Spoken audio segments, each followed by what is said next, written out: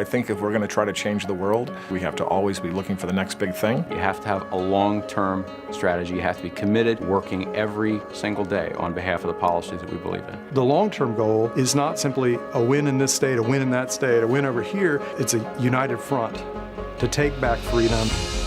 It's not just about winning, it's about winning what matters most and doing it together. We're so glad Mark Janus came to the Liberty Justice Center. Today, workers all over the country, 5 million, were freed because the court decided the workers should be in charge. We can win.